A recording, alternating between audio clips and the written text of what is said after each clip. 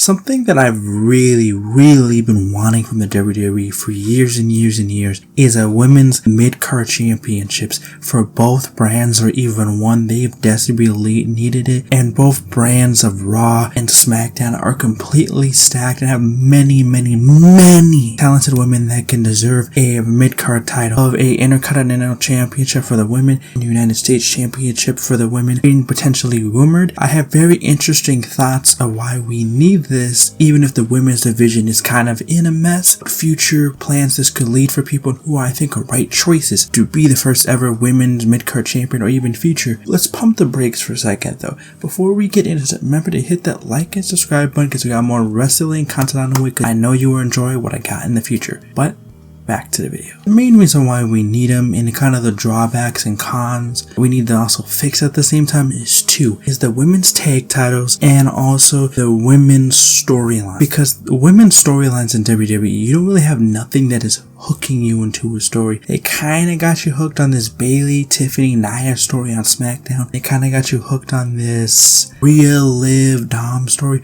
But there's not multiple stories that you can get hooked on like NXT. Like every single woman has a major storyline that's going on. Everyone feels important down in NXT. I feel like also too, a lot of women just need a lot of stories and time to really showcase who they are and give that time the spotlight to get the fans really behind them. Like I think one person is perfect examples of this. Michin, you know, I've been saying she's an underrated talent for the longest time, and her finally getting a storyline into the women's ladder match for the first ever women's North American title down in NXT, then having a great, amazing feud with Jada Parker has really letting the fans showcase and see why she's actually so great and so talented, you know? That's one of the biggest things too with the women's division. But then we get to one of the biggest glaring issues, and that is the women's tag titles. This is so much in a good and a bad mess. Like one half of me is like, get rid of these titles, get rid of them, but at the same time keep these titles, because there's at least 4 tag teams that I can think of that are actually good tag teams for women's division. Like you have the Kabuki Warriors, Indy and Candice, you know, Unholy Union, you have Katana Chance, Kate Carter. But I also feel like with a tag team division, it also gives more time for more women to do together and pair up together. And I kind of feel like when Jade and Bianca became the women's tag titles, they kind of brought a bit of prestige to them. Like they're kind of making them a bit more. I thought they were going to hold them longer, but they surprisingly actually lost them a lot sooner. So that was surprising. But either way, I feel like there's been a bit of focus. At least they've been on TV. I just wish they would get more matches more, and I feel like there's just a lot of work you can do with that. I feel like that's kind of one of the biggest catalysts of having either even 1 or 2 mid-card women's championships. How would you book that when you're already having trouble booking women's tag titles? But also too, it's kind of like you have to book more than one person with tag titles, so it's a lot more hard. But at the same time, I feel like you can do all 3 or even 2 of them. Either way, if we skim past that, I think honestly there's even multiple great ways you could introduce this. You can do a gauntlet match, you can do a battle royal, you can do a tournament, you can do a ladder match at a pay-per-view. So many possibilities. But also too, at the same time, one of the biggest key reasons why a mid-card women's championship is so important is because of the division. The main roster division for WWE from Raw and SmackDown is so stacked, and then the issue we fall into is where we have, let's say we'll use Liv Morgan and Rhea Ripley. We know for right now that that title is going to be stuck in that feud, and it's only going to change hands between Liv Morgan and Rhea Ripley. No one else is going to change from that title reign.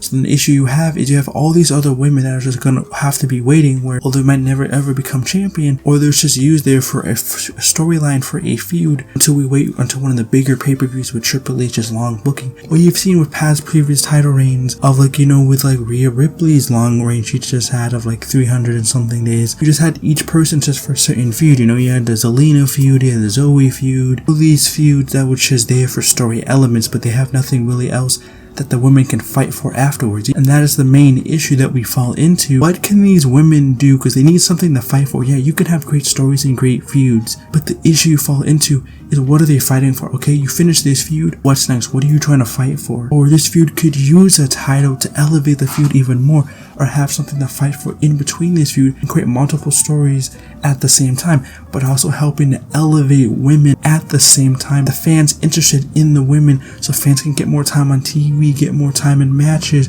get more stories in general, because these women can really cook up some great stories if they given the time. That's why I feel like even one mid-card title that's going in between both brands, or even two mid-card titles, a US Intercontinental Championship for both brands going for the women, would be something that would be super needed for the women's division. And so these are kind of like all my points and reasonings on why it could be a bad thing, but at the same time it could be a very great thing for this women's division. I feel like these people from both brands for the women could be the inaugural champion of the women's mid-card title, or at least be great champions furthering future storylines. And to me, here is the people that I would choose from Monday Night Raw that could be great picks to be your first women's mid-card champion. One of them for me is Zelina Vega. Her just finally getting screen time after not barely being on TV after the backlash match she had with Rhea. She had spots here and there throughout the year, but I feel like for me, she has been killing it and really has showcased these past couple weeks with her feud with Liv Morgan, showing why she is super great on the mic, super good in the ring. She's a great character. She can really go if you give her the chance, and she is so talented. So she would be a great first pick for a women's mid-card champion.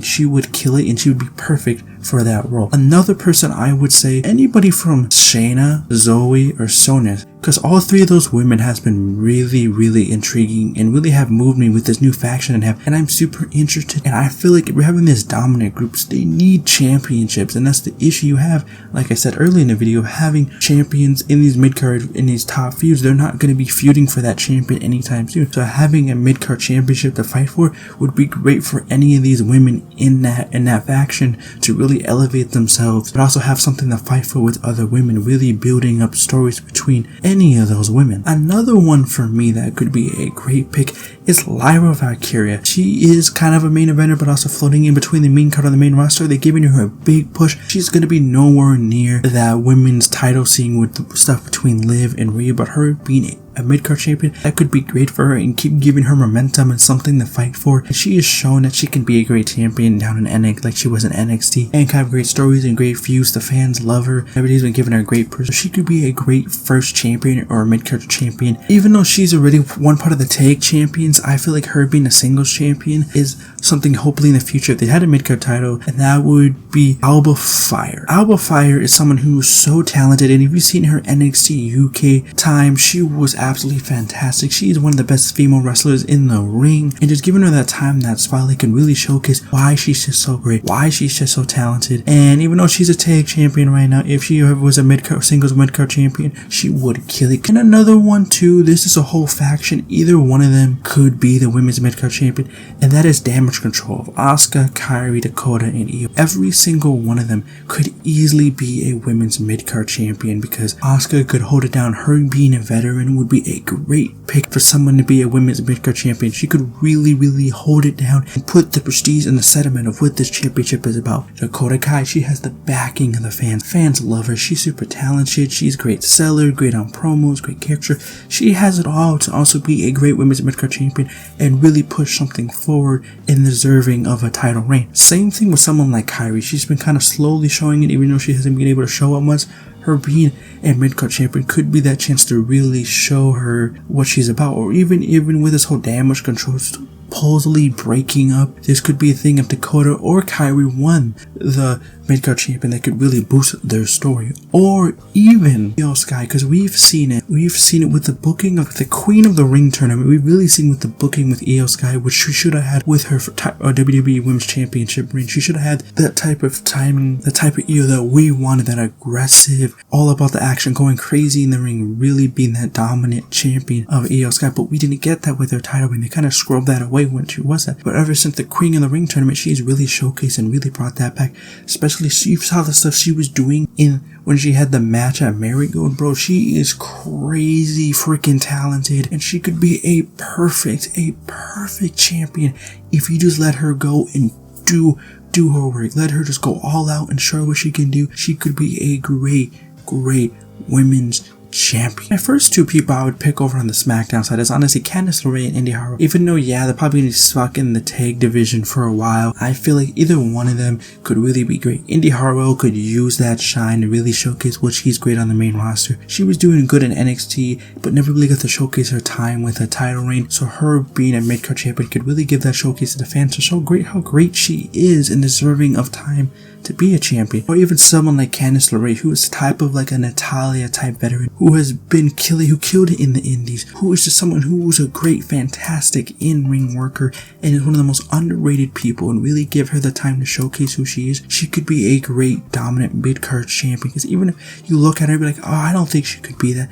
No, I'm telling you, she could be great. If you watch her NXT stuff back in the day, oh, she was fantastic. So she would work as one, but since they're kind of stuck in the tag division, I don't know if that would really happen. But either way, they would still be great choices. And that is Michin. For years I've said she should be a champion. She should get more time. She should get more push. She has the character. She can kill it on promos. She can take the crazy spots, the crazy stunts. And she's fantastic in the ring. And she just deserves that push. She's an all-around worker. And I think the perfect example, like I said earlier in the video, in the NXT Battleground ladder match, building up all the way to that, all the way with her Jada Parker feud, she has been killing it and has showcased week after week after week why she's the HBIC and why she is a fantastic and talented worker. Another one is Naomi. You know, when she was first in WWE, she was kind of flying around, not taking it seriously, kind of didn't really get to showcase how talented she was. Going down over to TNA, showcasing why she's just so great and why she's so talented, proving everybody wrong. Coming to the main roster, been kind of floating around on the main roster, taking wins here, kind of just been in the mix all around. And I feel like a mid-card champion really be perfect for her to be the first one, or just a mid-card champion in general. That would be perfect for her to really set